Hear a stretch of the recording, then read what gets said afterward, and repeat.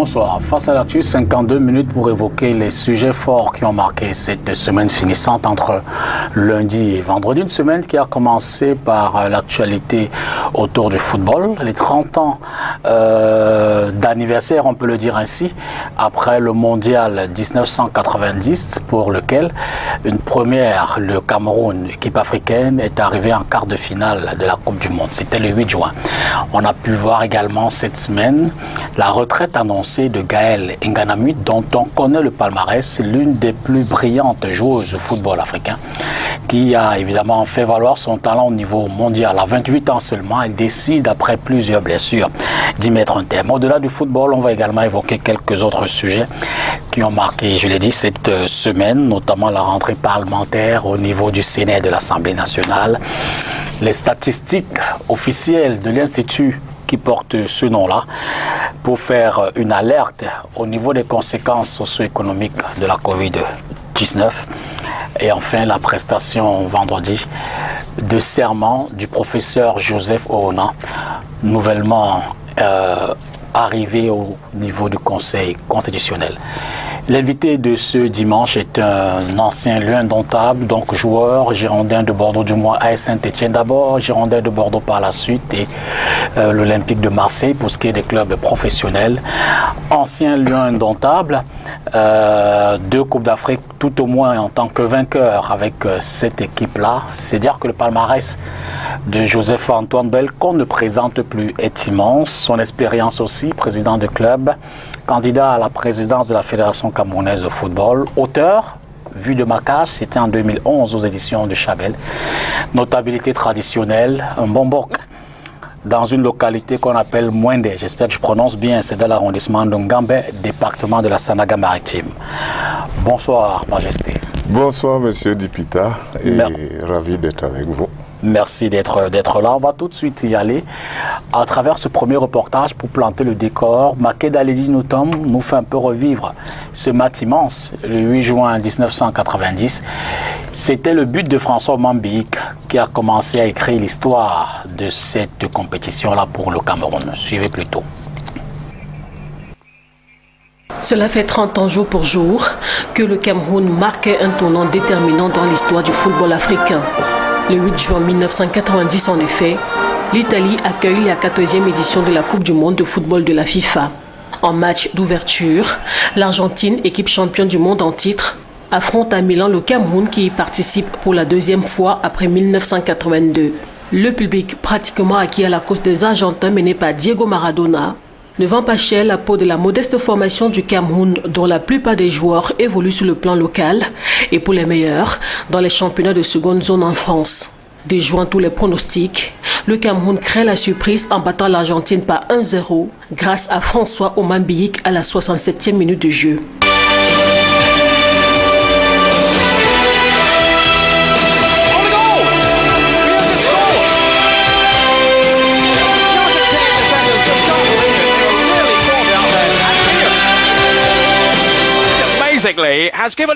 Cette victoire du Cameroun est vécue en direct par le président de la République, Paul Biya, présent dans les gradins ce jour-là.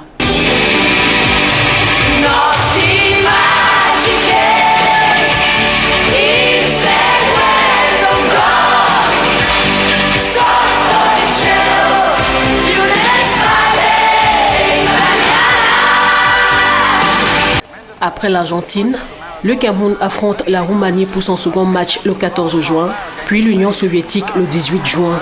En 8e de finale, le Cameroun bat la Colombie de 1 et devient le tout premier pays africain à se qualifier pour les quarts de finale d'une Coupe du Monde.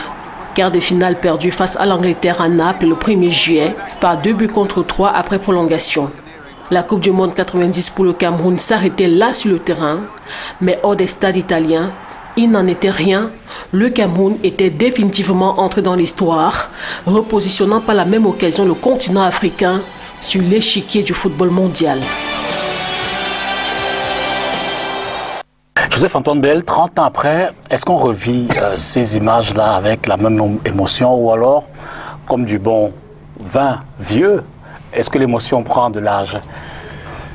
Non, je ne crois pas. Je crois que, bien au contraire, quand vous montrez un petit bout comme ça, pour ceux qui y étaient, ça leur rappelle tout le parcours et pas le parcours que vous avez vu à la télé. Étant gamin, je dois le rappeler. Ça c'est assez bien. Mais ça rappelle tout, la préparation et la vie et toute l'aventure en fait. Absolument. Alors 30 ans après, sur le plan sportif, sur le plan humain, sur le plan personnel, 22 Lions aujourd'hui, j'ai fait dire, que sont-ils devenus sur le plan infrastructurel? Aujourd'hui, si on fait une évaluation de l'impact d'abord de ce match, mais qui c'est peut-être de la compétition également, que peut-on retenir?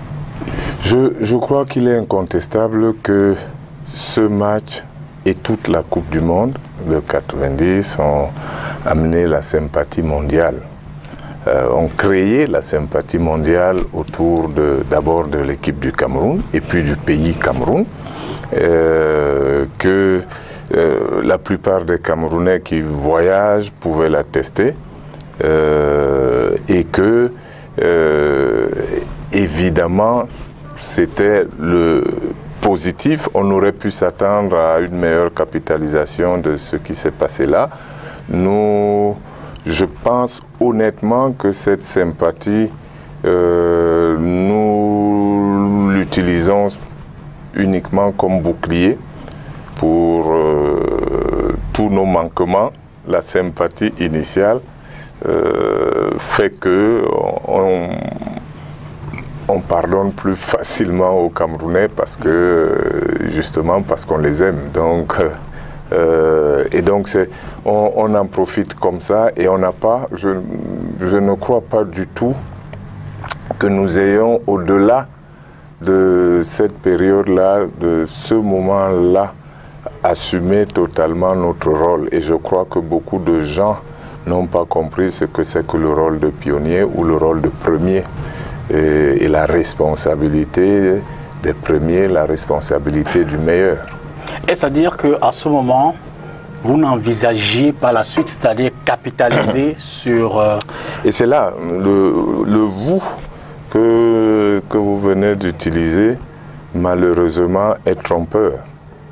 Parce que, en fait, ceux qui réussissent l'exploit, ce sont les joueurs. Absolument. Mais ce n'est pas à eux de faire quoi que ce soit de plus. Eux, ils ont emmagasiné cette expérience et ils vont l'utiliser à titre individuel dans leur vie de footballeur. Maintenant, ce sont les dirigeants. Or, diriger, c'est la tête. Et donc, c'est la tête qui aurait dû capitaliser, mais la vérité est que la tête n'ayant pas préparé, elle n'a jamais su réellement ce qui s'est passé. Et la vraie défaillance, ce n'est pas de ne pas le savoir. La vraie défaillance est de ne jamais avoir essayé de comprendre le phénomène de la Coupe du Monde 90. Y a-t-il péril dans la demeure aujourd'hui? Péril? Le péril est passé. Le péril est passé, il est installé. Malheureusement pour nous, nous avons nié pendant longtemps notre dégringolade. Pour ceux qui veulent, ils peuvent continuer de la nier, mais ils sont dans les faits. Là, à la fin de cette Coupe du Monde, nous étions 5e mondial. Absolument. On n'a plus jamais approché une telle place. On a ajouté une autre dizaine. Le mieux que nous fassions, ce serait 55e mondial. Donc, on ne peut pas nier que quelque chose s'est passé. Et encore une fois, ce sont ceux qui dirigent. Ceux qui dirigent aujourd'hui, certains ont mon âge, certains sont plus jeunes, certains sont peut-être un petit peu plus âgés. Donc, ce n'est pas toujours les mêmes, mais il faudrait que nous comprenions que notre manière de diriger, donc de concevoir la marche des choses, la marche du football en l'occurrence, n'est pas bonne. Nous avons nié les évidences. Monsieur Dipita, vous n'étiez pas encore né lorsque le Cameroun filait, des équipes camerounaises filaient 7 buts aux équipes équato-guinéennes ou gabonaises. Il y a déjà une vingtaine d'années, lorsque personnellement j'ai alerté en disant « Vous ne pouvez pas dire qu'il ne s'est rien passé lorsque le Cameroun ne bat pas la Guinée équatoriale, lorsque le Cameroun ne bat pas le Gabon. Vous ne pouvez pas continuer à dire aux gens qu'il ne s'est rien passé. » Malheureusement, le corps humain s'habitue à tout, l'être humain s'habitue à tout. Et donc, vous, les plus jeunes, Aujourd'hui, vous n'avez jamais vu un capitaine de club camerounais brandir un trophée continental. On n'en rêve même plus. Et donc, ça a été établi comme étant la nature des choses. Or, le Cameroun a été le premier pays au monde à avoir remporté les 2 trophées mis en jeu dans un continent. Je dis bien dans un continent, pas seulement en Afrique. Donc c'était la première fois que ça arrivait et c'est arrivé avec le Cameroun en Afrique. Donc le jour où les clubs camerounais ne peuvent plus gagner une Coupe d'Afrique et qu'on fête leur qualification lorsqu'ils passent le tour préliminaire de Coupe d'Afrique, si vous continuez à dire qu'il ne s'est rien passé, bon, très bien. Et la question est, aujourd'hui, il faut que le Cameroun, à la limite, retrouve son niveau, sa stature. Vous savez, le reportage de Mme Makeda tout à l'heure a précisé que la plupart des joueurs évoluaient au Cameroun. Absolument. C'est une phrase qui ne doit pas ne pas sonner quelque chose en nous. Parce que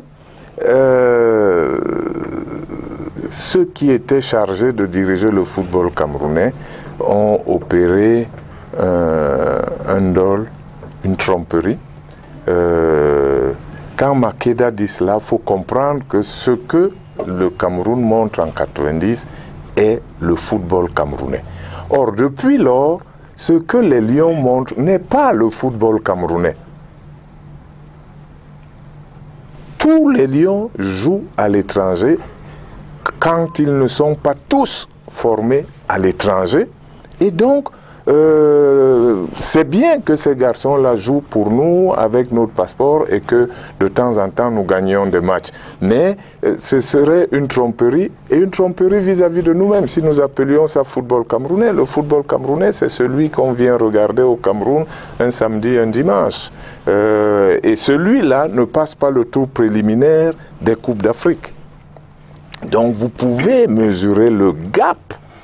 Si aujourd'hui, un joueur du championnat camerounais ne peut tellement pas évoluer chez les Lions que M.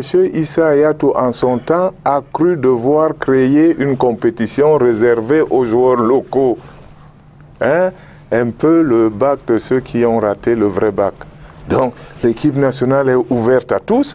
Mais on a dit, puisqu'ils ne peuvent pas y jouer, on crée une autre équipe nationale qui n'a pas d'avenir, mais juste pour leur dire qu'eux aussi sont des internationaux. Comprenez?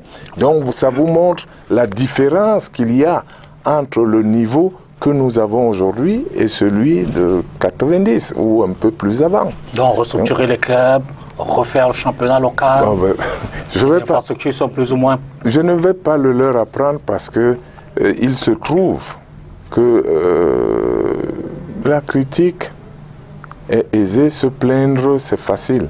Pendant longtemps, les dirigeants du foot étaient nommés. Et à ce moment-là, les responsables du foot se plaignaient des nominations effectuées par la hiérarchie politique du pays. Puis, nous nous sommes battus, est arrivé d'abord un changement à la FIFA qui a voulu que les fédérations soient démocratiques. Puis, nous, on s'est battu pour que ces changements-là ressemblent à ce qui se passe ailleurs. C'est-à-dire qu'une assemblée de foot ne soit pas composée de gens qui n'ont pas d'intérêt direct dans le foot. Donc aujourd'hui, ceux qui font le foot sont ceux qui ont des intérêts dans le foot. Et donc, ils font l'apprentissage de la démocratie, c'est-à-dire du résultat de leur choix à eux. Absolument. Et donc, quand vous restructurez ceci ou cela, ce n'est pas quelqu'un qui va vous apprendre à balayer votre maison. Donc si nos clubs ne sont pas structurés, ils ne peuvent s'en prendre qu'à eux-mêmes. Si notre fédération n'est pas structurée, si elle n'a pas de vision, ceux qui y sont ne peuvent s'en prendre qu'à eux-mêmes. Personne ne peut le faire à leur place. S'il y a une image sur ces 30 dernières années, juste une seule que vous retiendrez, ce serait laquelle?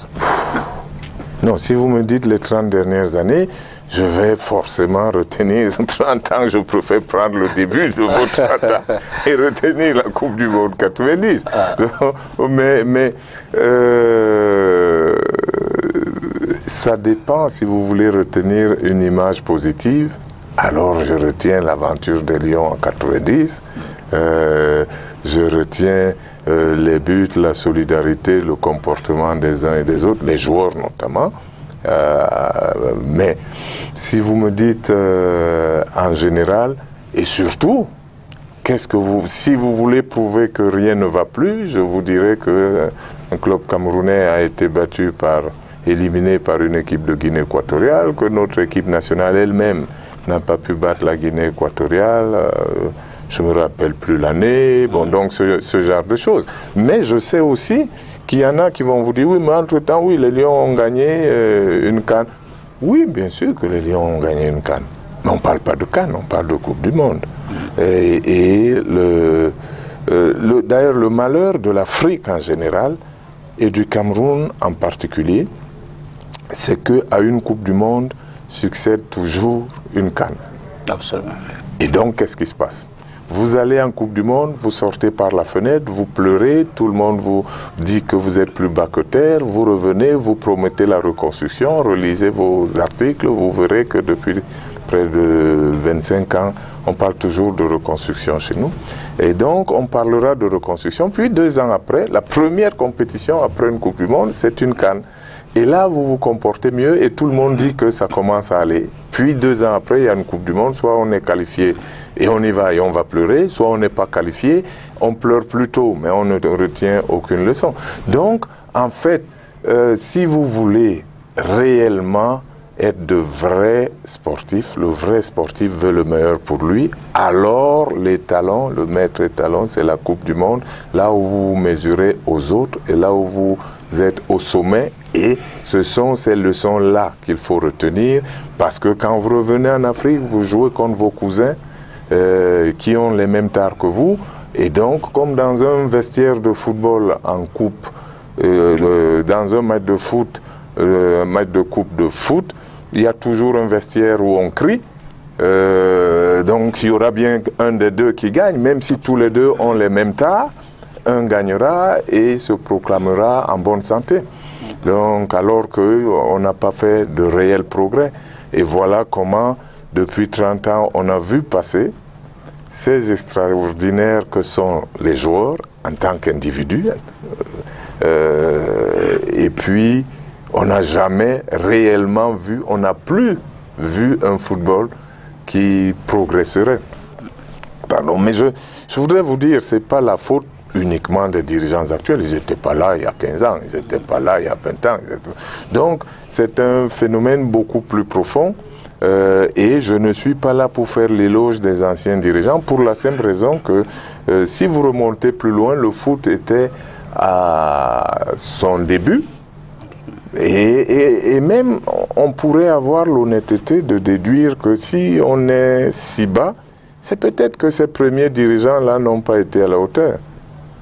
Parce que ça veut dire que les suivants n'ont pas eu de qui tenir.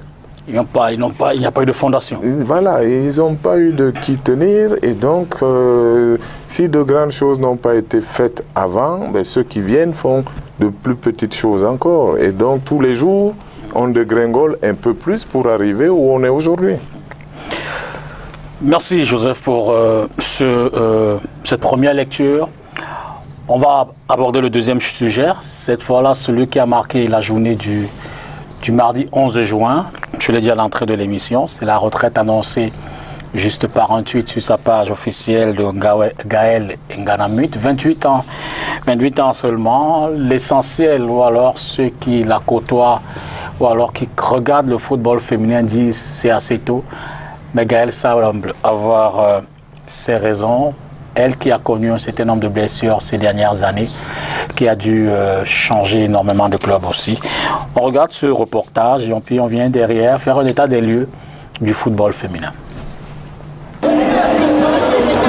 C'est une page qui se tourne dans l'histoire du football féminin au Cameroun. Ce 9 juin, l'internationale footballeuse Gaël Deborah Nganamut sur son compte Instagram semble annoncer la fin de sa carrière sportive. N Thank for All.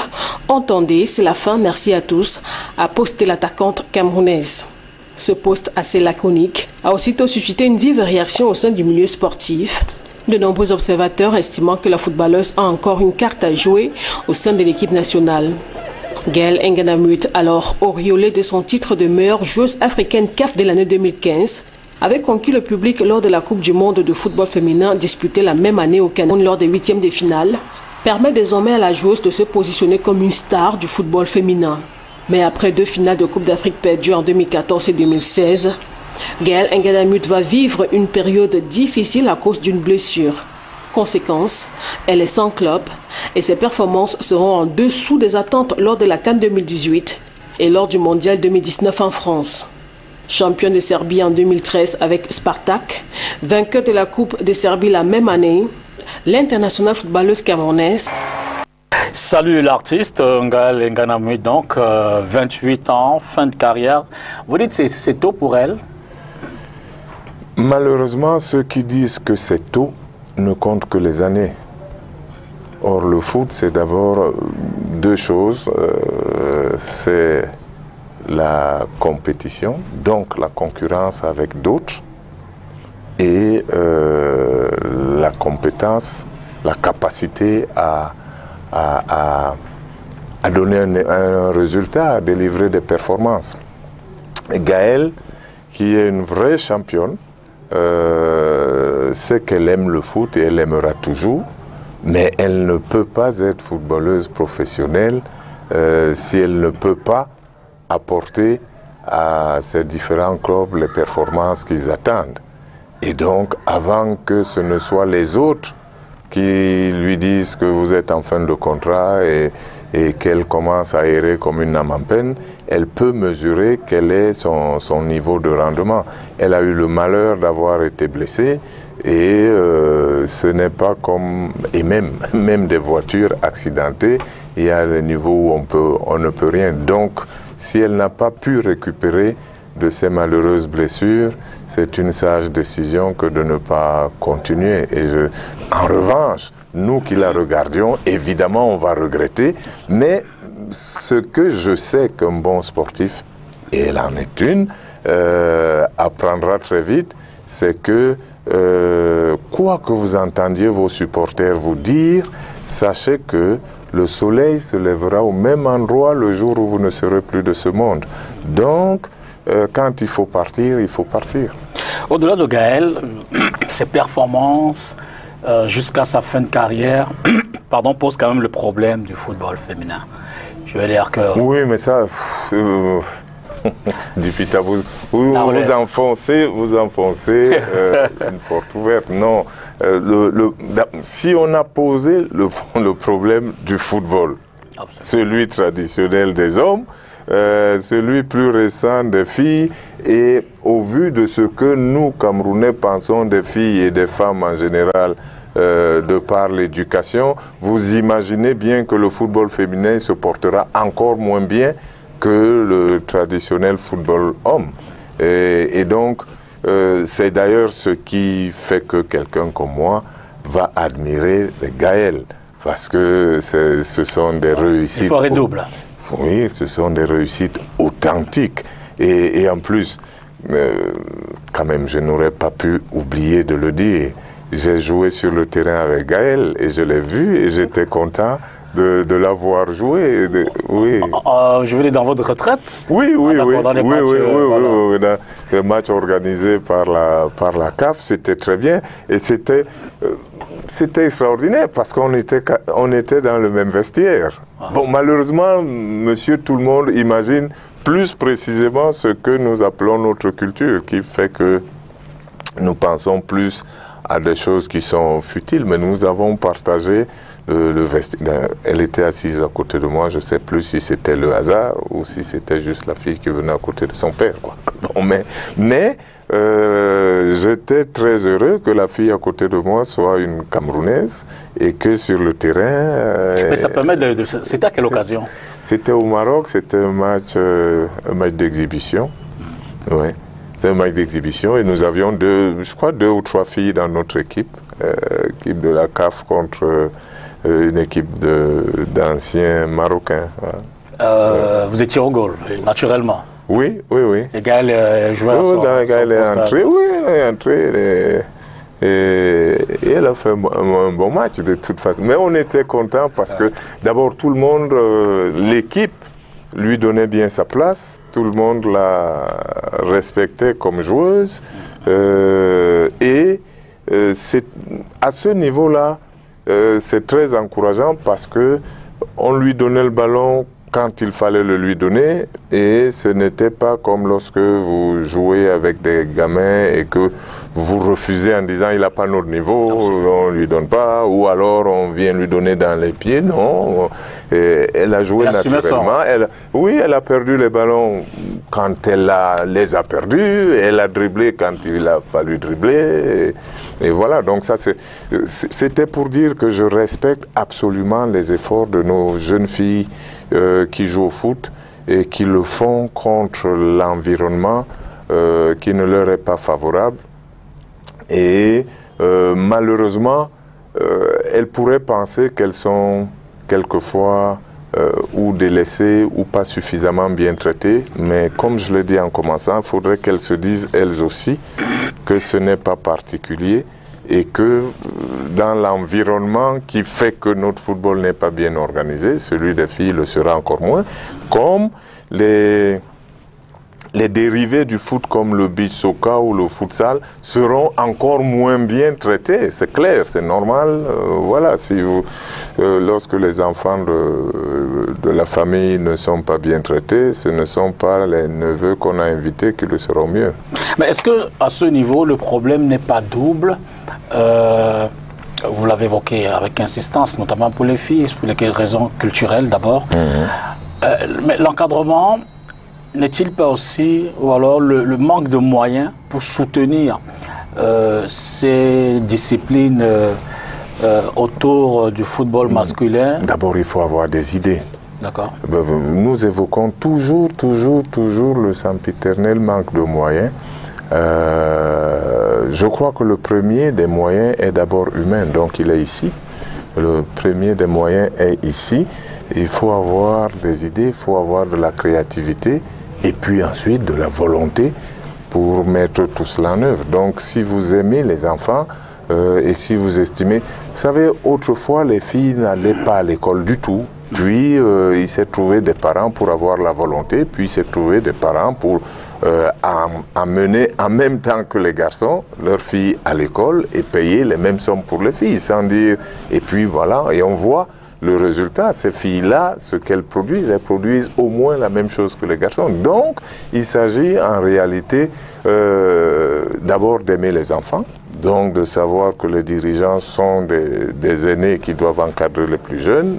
Ils doivent avoir à cœur ce rôle-là, et c'est ce qui vous pousse à travailler dur pour les jeunes que vous avez à encadrer dans cette activité. Or, quand vous y atterrissez, pas forcément parce que vous aimez, parce qu'il y en a qui proclament qu'ils aiment le foot, alors qu'ils n'aiment pas les footballeurs. Oh, c'est pas possible.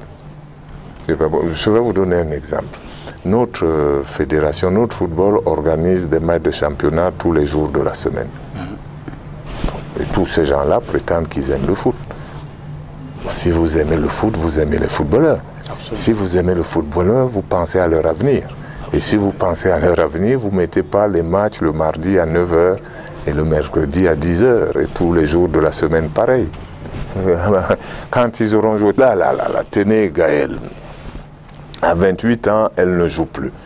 C'est pareil pour un jeune homme X qui joue ici dans l'un des clubs, je ne sais même pas les nommer, mais je ne vais pas en nommer un. S'il ne joue plus, il fait quoi? Et si vous lui avez fait passer 4, 5, 6, 8, 10 ans à gagner 30 000 ou 40 000, je les vois là, ils ont 30 000 et ils sont contents. Après, ils feront quoi? Ils feront quoi? Et vous dites que vous aimez le foot, vous aimez... Bon, donc vous aimez le foot sans aimer les footballeurs. Si vous aimez les footballeurs, vous réfléchissez un peu.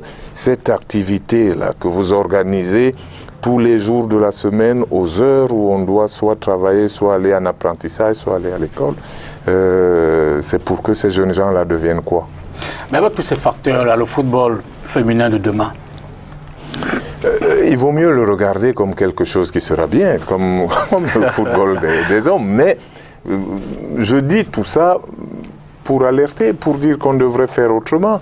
Il y a des idées à mettre en place, d'abord pour que ce football-là se développe, mais il ne faut pas penser que le footballeur est un être à part. Donc les footballeuses, là, bon, ben, jouent quelques années, vous en faites. Oui, malheureusement, ce qui se passe dans la vie, quel que soit l'endroit d'ailleurs, et c'est pour ça que ça donne plus de responsabilité. Le football, que ce soit homme ou fille, c'est comme si vous vous mettiez à une gare. Et bien à la gare, les vraies gares, vous avez toujours un train qui passe, mais ce n'est pas le même. Donc le foot, il est toujours joué. Il y a des gens qui jouent, mais ce n'est pas les mêmes. Et personne ne se demande d'où ils viennent, mais surtout, où sont-ils allés ou que sont-ils devenus? Et donc, quand vous avez cette activité qui est une activité de jeunes, donc à l'âge où on doit se former, si vous en avez la responsabilité, vous devez la concevoir pour qu'elle permette à ceux qui la pratiquent de lui survivre. Il faudrait que les footballeurs et les footballeuses, qu'on s'assure que après avoir joué jusqu'à 28 ans, jusqu'à 30, 32 ou 33, il y a une vie après. Une reconversion. Voilà. Or, la reconversion ne s'invente pas. Il faut avoir reçu des armes. Et qu'est-ce qu'on fait pour eux? Or, vous avez deux choses aujourd'hui dans le football camerounais, indépendamment de ça, de ce que pourraient gagner des joueurs et de leur reconversion, il y a déjà cette organisation elle-même de base qui n'y est pas, qui fait donc, quand je parlais de l'aventure de la Coupe du Monde, nous étions contents de vivre ensemble. Donc il faut imaginer que ces jeunes gens-là, vous avez la charge d'organiser pour eux leur vie entre 15 et 30 ans, et que ces années, ce sont des années qui comptent. Donc, s'ils les passent comme ça se passe et qu'aujourd'hui on ne s'aperçoit même plus quand se joue l'un des championnats, et là nous parlons des filles. Les filles, au moment où on arrête le championnat pour le corona, il devait rester 3 ou 4 journées, encore que souvent tout le monde n'a pas encore joué. Bon, au-delà donc du championnat d'élite féminin à qui il restait 4 journées, les championnats régionaux féminins, personne n'en avait la date de début. Absolument. Bon, donc... Excusez-moi, Joseph-Antoine, de vous interrompre. C'est à craindre si la réponse est de dire que le football féminin ne laisse peut-être pas meilleure perspective. Si on regarde peut-être la génération des Abou Diongene, Gaël dont on parle, cela a suscité Coupe du Monde, champion d'Afrique, certainement de l'intérêt, de l'engouement chez les jeunes, et probablement convaincu les parents de pouvoir les laisser. Oui, oui, ça c'est clair. Mais cela n'exclut pas quelque chose à laquelle on ne pense pas beaucoup. D'abord, le monde du sport par lui-même est très sélectif. Tout le monde ne va pas y arriver. Mais si en plus les conditions sont telles que encore moins vont arriver, parce que c'est bien pour Aboudi, c'est bien pour Gaël, mais on ne se pose pas la question de toutes celles qui ont voulu jouer. Ont-elles pu jouer et que sont-elles devenues? Je vais rapidement vous donner un petit schéma de ce qui arrive dans les familles. Vous avez une fille et un garçon. La fille ne joue pas au foot, le garçon joue au foot. À 12-13 ans, il est si bon que les entraîneurs de foot viennent vous le prendre à la maison pour amener à l'entraînement. Et donc, il est la star de la famille. La sœur, elle va simplement à l'école et voilà, elle fait des petites choses. Et puis, elle fait du théâtre. Et puis, à 15 ans, le petit va au centre de formation. Il est définitivement la star de la famille. On pense qu'il va être, Le foot, c'est en 3 ans, vous avez la réponse. À 18 ans, il n'est pas pris chez les pros. Sa sœur a eu le bac à 17 ans. Et lui, à 18 ans, le foot mal organisé l'a amené dans une voie telle que l'école, on n'en parle plus.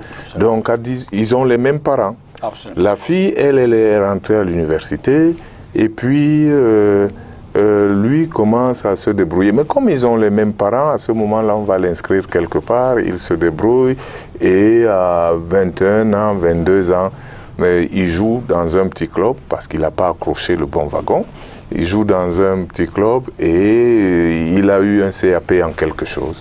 Chez les gens du foot, on lui dit qu'il s'en est bien tiré. Et sa sœur, elle, 23, 24 ans, elle est médecin.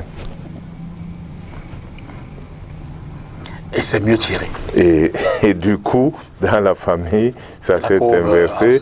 Maintenant, la star, c'est la fille. Et l'autre, on ne sait même plus ce qu'il faisait. Il est capiste.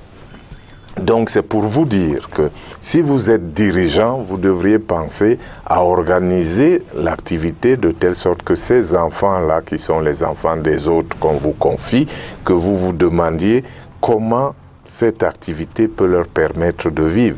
Ne nous prenez pas l'arbre qui cache la forêt, ne prenez pas une Gaëlle parmi tant de jeunes filles qui ont rêvé de jouer et nous dire que c'est ça l'exemple du football féminin, alors que nous voyons très bien que ce football féminin est tel que lorsque les uns ont joué quelques matchs, les autres ne savent même pas quand elles vont commencer à jouer. L'organisation du foot ne se limite pas à l'équipe nationale, comme là, elle ne se limite pas aux filles qui jouent à l'élite et pas aux autres. C'est toute l'organisation qui doit être pensée pour que ça marche. Tout le monde ne sera pas professionnel, mais on doit y jouer et être à l'aise, avoir la convivialité, être content de ce qu'on fait. C'est une activité d'abord ludique, on s'amuse. Et à côté de ça, d'autres, les exceptionnels, arriveront. C'est comme dans nos lycées, tout le monde ne finira pas ingénieur, mais tout le monde doit pouvoir étudier dans de bonnes conditions.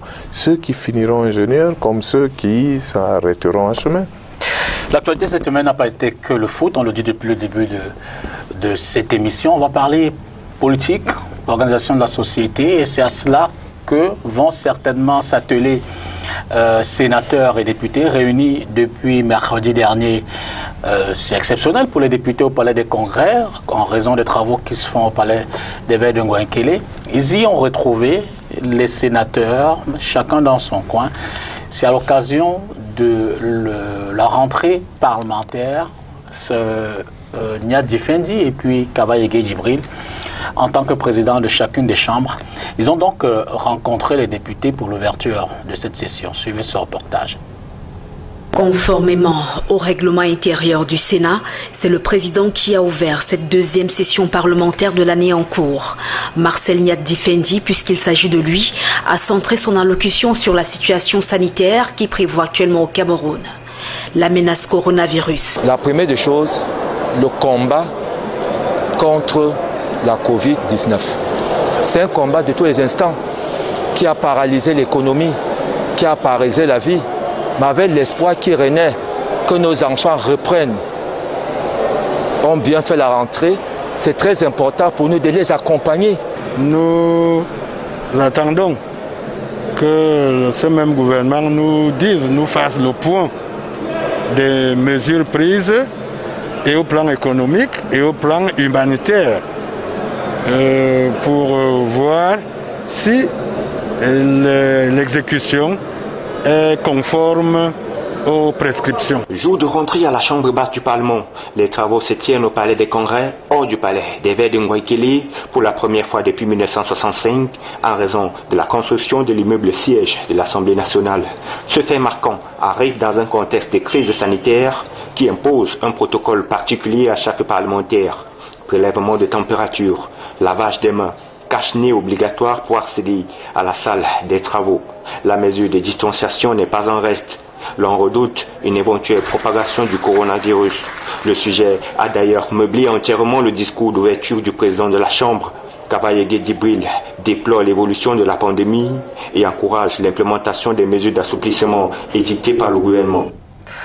Voilà donc activité, j'ai failli dire normale pour un Parlement, notamment le contrôle de l'action gouvernementale. C'est ce que les sénateurs et les députés font depuis donc le début de ces travaux. Mais dans un environnement, on l'a dit, marqué par cette pandémie qui a obligé ou alors imposé au président de la République de revoir le budget de cette année, de 2020, moins 11%, c'est ce qu'il a été arrêté comme collectif. Cela dit, tout ceci intervient, Joseph-Antoine Bell, dans un environnement politiquement lourd. Hein. Cette histoire de gré à gré, initiée ou alors portée par le MRC, une actualité politique depuis 2018 qui a du mal à se, j'ai failli dire... à se normaliser. À se normaliser, voilà. Un thème qui rejoint d'ailleurs le football.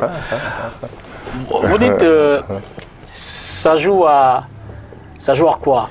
Mais je pense que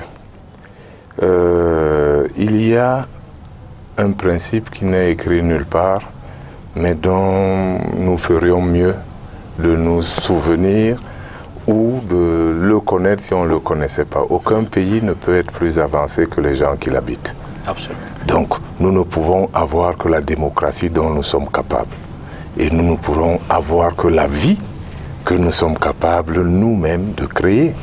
Donc, si on va à des élections et que ça traîne ensuite pendant 18 mois, 24 mois ou même toute la vie si on veut, ce sera toujours notre vie. Personne ne vivra à notre place.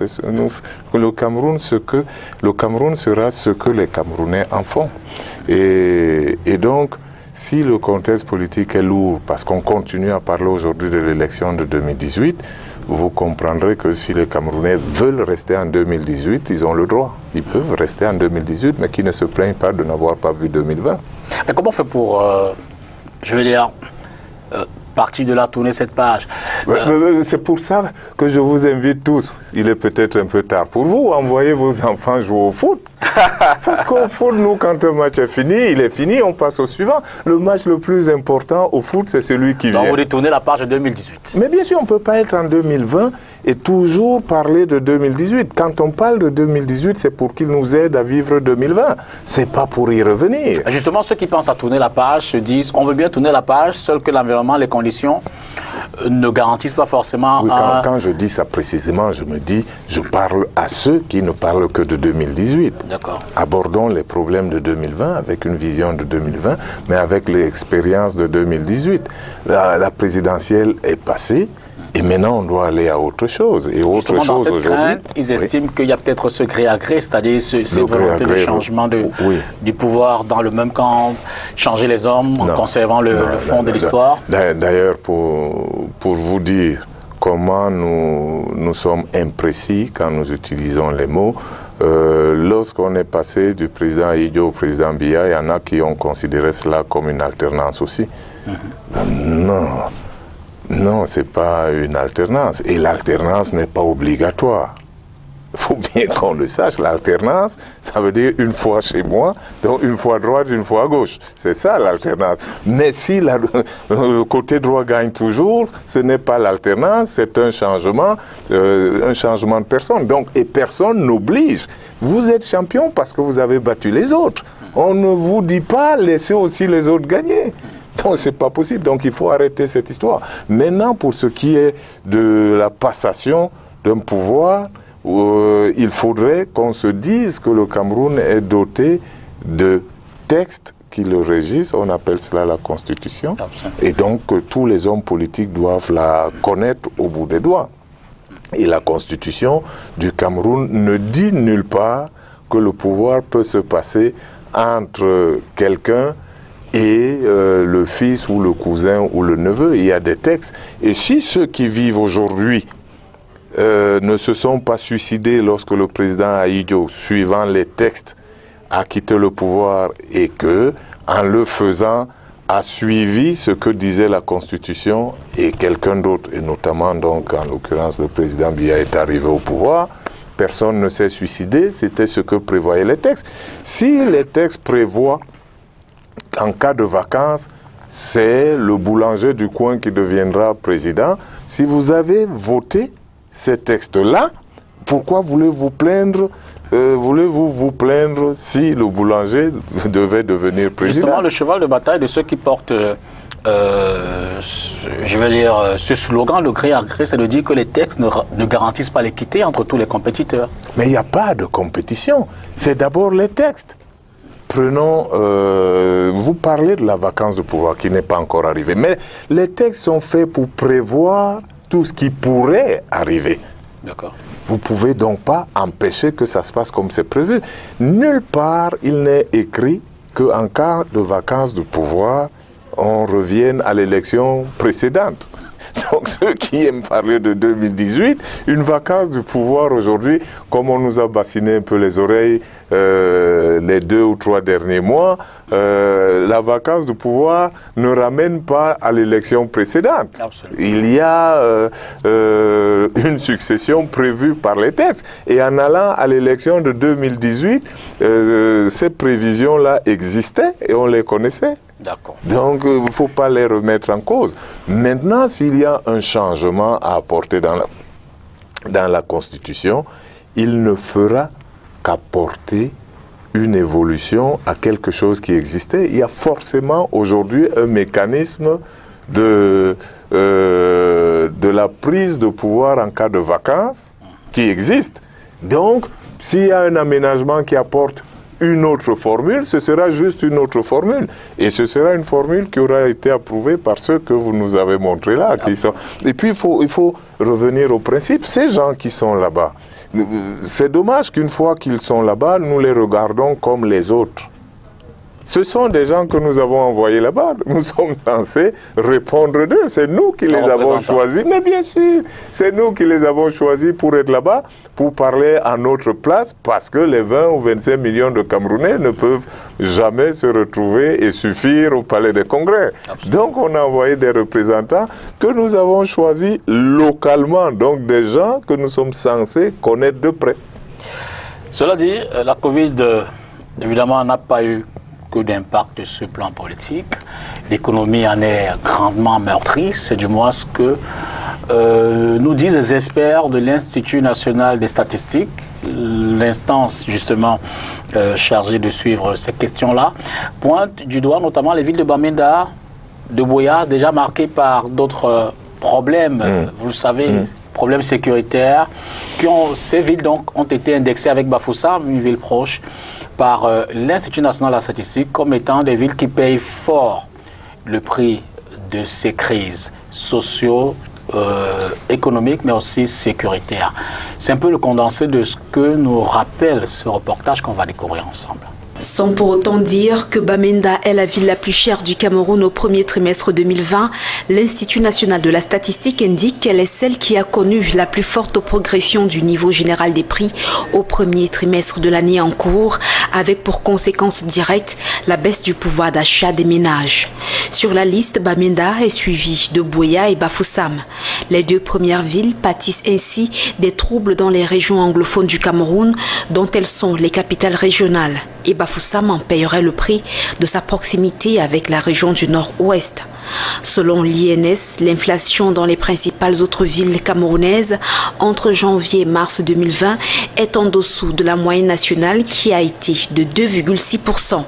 Il en est ainsi de Douala, Yaoundé, Garoua, Ngaoundéré, Bertoua, Ebolova et Maroua. Globalement, selon l'Institut national de la statistique, le niveau d'inflation enregistré au Cameroun au premier trimestre 2020 n'avait plus jamais été atteint depuis le premier trimestre 2013, dont il y a 7 ans. Cette hausse du niveau général des prix est, selon l'Institut, due en grande partie au renchérissement des produits alimentaires et boissons non alcoolisées, 3,1%, des restaurants et hôtels, 5,4%, ainsi que des articles d'habillement et chaussures, 2,8%. L'augmentation des prix des produits alimentaires résulte, selon l'INS, de la progression des prix des fruits, des légumes, du sucre, de la confiture, du miel, du chocolat et de la confiserie, des viandes, des pains et céréales, ainsi que des poissons et fruits de mer. Joseph-Antoine Bell, crise sécuritaire, crise sanitaire, tension politique, une économie qui est pratiquement sur le fil. C'est dit que la résilience au Cameroun, le mot porte bien son sens. À rude épreuve, c'est logique. Nous, tout nous tombe dessus. Si les troubles dus à Boko Haram au nord-ouest ou au sud-ouest peuvent être attribués à des facteurs humain, à la volonté humaine. Malheureusement, le Covid vient se rajouter et lui ne dépend pas de nous. Sauf que oui, là où il dépend de nous, c'est notre comportement. Mais il est arrivé sans que nous ne l'ayons invité. Donc, il est logique que ceux qui souffraient déjà des conséquences de l'insécurité puissent souffrir davantage si la sécurité sanitaire revient à être remise en cause. Donc c'est dans cet environnement, et là on termine pratiquement la semaine de lundi à vendredi, que le Congrès, ou du moins les chambres hautes et basses de notre Parlement se sont réunis à Yaoundé, cette fois-là pour une cérémonie solennelle, la prestation de serment du professeur Joseph Ohona. On va regarder ensemble cette cérémonie qui a donc réuni au Palais des Congrès une fois de plus nos sénateurs et députés pour cet événement-là, en séquence spéciale, c'est le Congrès. Le quorum requis par l'article 21/1 et 2 du règlement intérieur du Congrès du Parlement étant atteint, le Congrès peut valablement délibérer. L'ordre du jour appelle la prestation des serments des membres du Conseil constitutionnel nommés par le président de la République le 15 avril 2020. Je demande à l'équipe du protocole de faire entrer M. Ohona Joseph. Je jure de bien et fidèlement remplir mes fonctions, de les exercer toute impartialité dans le respect de la Constitution, de garder le secret des délibérations et des votes, de ne prendre aucune position publique, de ne donner aucune consultation sur les questions relevant de la compétence de la Cour. Le Congrès était donc réuni en sa deuxième session. La première, on le sait, c'était à l'occasion de la prestation de serment de tous les autres. Joseph Ohona, le professeur, prête serment à la suite du décès, on le sait, de Jean Foumanakam, qui était également membre de ce congrès-là. Joseph Antoine-Bel, Joseph Ohona, c'est une personnalité, une forte tête, on pourrait le dire, politique, gouvernementale, dont on peut également reconnaître pour certains une personnalité, on peut dire, controversée. Quand on fait un peu en arrière ses sorties sur le plan politique, controversée notamment aux yeux de l'opposition camerounaise, tout comme cette institution qui est contestée par un certain nombre de partis politiques. Vous dites c'est le jeu politique. Eh oui, monsieur Dipita. C'est de bonne guerre. C'est de bonne guerre, ou du moins on y est habitué. L'opposition s'oppose toujours et il n'y a pas d'institution que l'opposition ne conteste pas. L'institution président de la République, l'opposition la conteste. Et donc il n'est pas étonnant que l'opposition conteste le Conseil constitutionnel. Même si quand l'opposition a quelque chose à régler, c'est bien devant le Conseil constitutionnel. Elle s'y présente, elle défend ses idées, et je dois avouer ici toute mon admiration pour le président du Conseil constitutionnel qui nous a montré toute la patience qu'il avait dans l'exercice de son métier. Oui, toute la compétence aussi. Et heureusement, cela permet de baisser un peu la pression et la tension, parce qu'il se comporte bien. Donc, que le professeur Ohona soit controversé avant d'y arriver, ce qui est pas gênant, mais c'est que s'il était controversé et qu'il va dans une institution controversée, comme vous dites, on pourrait s'attendre à ce que la controverse monte au carré. Mais je crois que celui qui l'a nommé le connaît très bien, et il sait qu'il peut lui faire confiance pour lui-même, on l'a entendu dire, toutes les réserves qu'il devra observer. Donc je suppose et je crois fermement que le professeur Joseph Ohona soit quelqu'un qui puisse respecter ses engagements, notamment lorsqu'il les prend devant la République. Et c'est certainement le mal qu'on lui souhaite. Qu'on nous souhaite à nous-mêmes, parce que vous savez, est le garant, absolument. Voilà, il faut quand même que nous sachions que nous faisons le Cameroun pour nous-mêmes, et ce qui arrive au Cameroun, si c'est bien, c'est pour nous tous, si c'est mal, c'est pour nous tous. Donc si jamais on souhaitait que le professeur Ouona ne se comporte pas bien, ça rejaillirait sur l'ensemble du Cameroun. Donc moi, je lui souhaite d'être à la hauteur, comme il l'a promis, et je crois qu'il le sera. Et c'est à l'épreuve qu'on jugera le maçon, pour reprendre l'expression française. Nous, on va vous dire merci, Joseph-Antoine Bell, d'être venu commenter et analyser l'actualité de cette semaine sur cette antenne Face à l'actu. Et je pense qu'on aura certainement l'occasion de vous avoir à nouveau si le besoin s'impose. Je vous en prie et bonne soirée.